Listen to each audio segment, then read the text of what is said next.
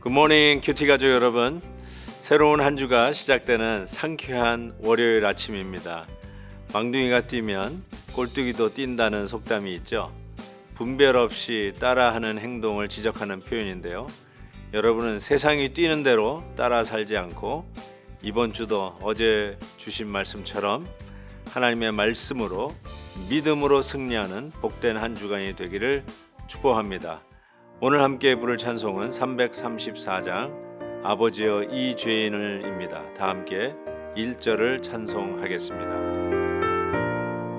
아버지여 이 죄인을 용납하여 주시고 예수님의 이름으로 구원하여 주소서. 아버지를 떠나 산지 벌써 오래되었고 험한 길에 고난 몸이 이제 돌아옵니다. 리브가가 집안 자기에게 있는 그의 맏아들 에서의 좋은 의복을 가져다가 그의 작은 아들 야곱에게 입히고 또 염소 새끼의 가죽을 그의 손과 목에 매끈매끈한 곳에 입히고 자기가 만든 별미와 떡을 자기 아들 야곱의 손에 주니 야곱이 아버지에게 나아가서 내 아버지여 하고 부르니 이르되 내가 여기 있노라.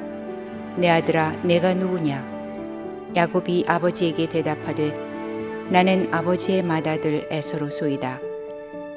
아버지께서 내게 명하신 대로 내가 하였사오니 원하건대 일어나 앉아서 내가 사냥한 고기를 잡수시고 아버지 마음껏 내게 축복하소서. 이삭이 그의 아들에게 이르되 내 아들아 내가 어떻게 이같이 속히 잡았느냐? 그가 이르되 아버지의 하나님 여호와께서 나로 순조롭게 만나게 하셨음이니이다. 이삭이 야곱에게 이르되 내 아들아 가까이 오라. 내가 과연 내 아들 에서인지 아닌지 내가 너를 만져보려 하노라. 야곱이 그 아버지 이삭에게 가까이 가니 이삭이 만지며 이르되 음성은 야곱의 음성이나 손은 에서의 손이로다 하며 그의 손이 형 에서의 손과 같이 털이 있으므로 분별하지 못하고 축복하였더라. 이삭이 이르되 내가 참 내 아들 에서냐? 그가 대답하되 그러하니이다. 이삭이 이르되 내게로 가져오라. 내 아들이 사냥한 고기를 먹고 내 마음껏 내게 축복하리라.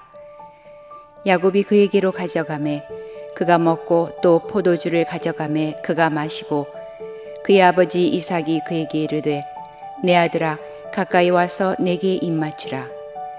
그가 가까이 가서 그에게 입맞추니 아버지가 그의 옷에 향취를 맡고 그에게 축복하여 이르되 내 아들의 향취는 여호와께서 복주신 밭의 향취로다. 하나님은 하늘의 이슬과 땅의 기름짐이며 풍성한 곡식과 포도주를 내게 주시기를 원하노라. 만민이 너를 섬기고 열국이 내게 굴복하리니 내가 형제들의 주가 되고 내 어머니의 아들들이 내게 굴복하며 너를 저주하는 자는 저주를 받고 너를 축복하는 자는 복을 받기를 원하노라. 오늘 본문 말씀은 한 가정의 비극적인 이야기를 담고 있습니다. 아들이 아버지를 속이고 또 형은 속임을 낸 동생을 향하여 분냄과 또 살기가 등등해지는 모습. 부모는 편애로 자식들을 편가르기 했던 모습들. 이런 것들이 종합해서 참으로 우울하고 비극적인 한 가정의 모습이 나옵니다. 그럼에도 불구하고 오늘은 이 말씀 속에서 하나님이 주시는 분명한 선의 메시지가 있습니다. 왜 야곱은 아버지를 속일 수밖에 없었을까? 그리고 야곱의 형 에서는 그가 속임을 당하여 자기의 장자권의 축복을 놓쳤던 것에 대해서 회개하기보다는 사리로 동생에 대한 안갚음을 하려고 저렇게 또 살기 등등해졌을까? 이런 질문을 던지게 됩니다.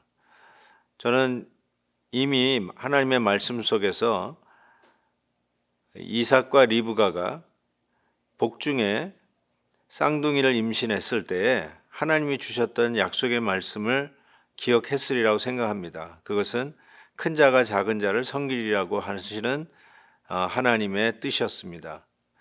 이것을 아는 이삭과 리브가, 그런데 이삭은 자라나는 에서와 야곱을 보면서 에서를 더욱더 사랑했던 것이죠. 에서가 더 남자답고 사냥도 잘하고 또 고기도 잘 요리할 수 있도록 그런 모든 먹잇감들을 가져오는 씩씩한 에서가 더 좋았던 것 같습니다. 그렇지만 하나님의 뜻은 큰 자가 작은 자를 섬기리라 했는데 이삭은 끝까지 그것을 미루고 있지 않았나 싶습니다. 미룰 수 있을 만큼 미뤘다고 생각합니다.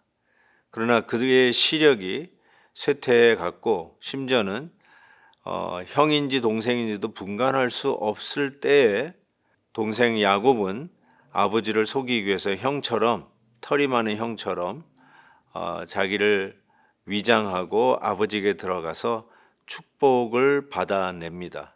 말 그대로 받아낸 것이죠. 이것을 뒤늦게 알게 된 에서는 오히려 저를 더 축복해달라고 하면서 분을 내는 장면이 나타나기도 합니다. 오늘 이런 비극적인 한 가정의 이야기를 통해서 우리에게 전달해 주는 메시지는 무엇일까요? 오늘 말씀에 이런 말씀이 있습니다. 그런 가운데서도 하나님의 뜻은 분명히 설 것이라는 것입니다. 24절에 보니까 이삭이 이르되 네가 참 내 아들 에서냐? 그가 대답하되 그러하니이다.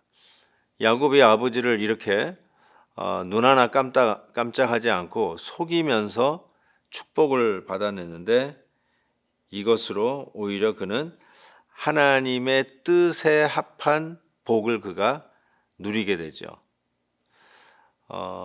오늘 말씀은 인간의 이 속고 속이고 또 속이는 이 비극의 반복적인 삶 속에서도 하나님의 뜻은 분명하게 선다는 메시지를 우리에게 주고 있습니다. 사랑하는 성도 여러분, 여러분은 혹시 속임을 당한 적이 있으신지요?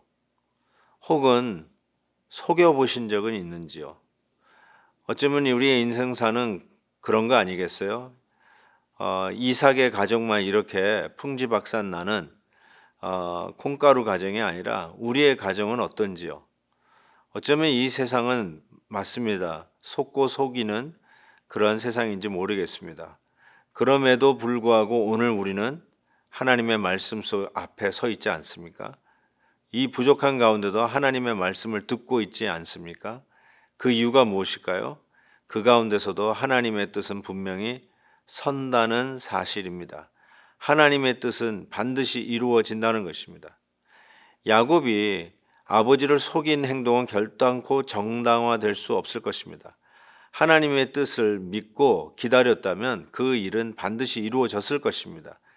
오히려 하나님을 돕는다고 그가 스스로의 악한 방법을 정당화할지는 모르겠지만 결단코 바른 방법은 아니라고 생각합니다.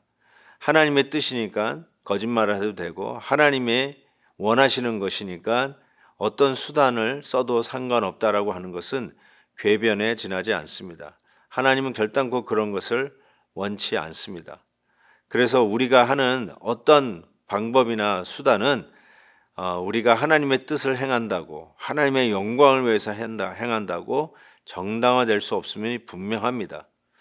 그럼에도 불구하고 불의의 어떤 안타까움 속에 당하는 일이라 할지라도 우리는 하나님의 뜻이 우리의 가정과 우리의 삶 속에 이루어진다는 것을 분명히 믿을 수 있기를 바랍니다.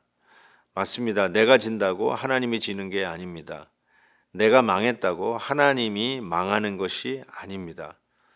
우리 삶 속에 내가 때로는 손해보고 망가지고 부서지고 때로는 속임을 당한다 할지라도 분명한 것은 하나님의 뜻은 반드시 이루어진다는 사실을 오늘 말씀은 가르쳐 주고 있습니다. 이 믿음으로 오늘도 새 출발합니다. 어제도 주신 말씀처럼 우리는 이 땅의 소금이며 이 땅의 빛입니다. 분명한 분별력과 또한 하나님이 우리 가운데 주시는 이 생명의 복음으로 참된 영향력을 미치는 이 시대에 하나님이 기뻐하시는 하나님의 향한 그 목적도 옳지만 그 목적을 이루어가는 방법도 옳은 이 땅의 소금과 빛이 되시기를 주의 이름으로 축복합니다. 하나님 아버지, 오늘도 새 한 주간 첫날을 말씀으로 시작합니다. 오늘도 주신 말씀 기억하면서 때로는 우리의 삶 속에 뜻하지 않은 일로 손해를 보고 억울함을 당할 때도 있지만 분명한 것은 하나님의 뜻은 이루어짐을 믿고 담대히 나아갑니다. 주여 도와주시고 선한 목적과 선한 방법으로 행하는 당신의 백성들을 하나님의 능력의 손으로 붙잡아 형통하게 인도하여 주옵소서.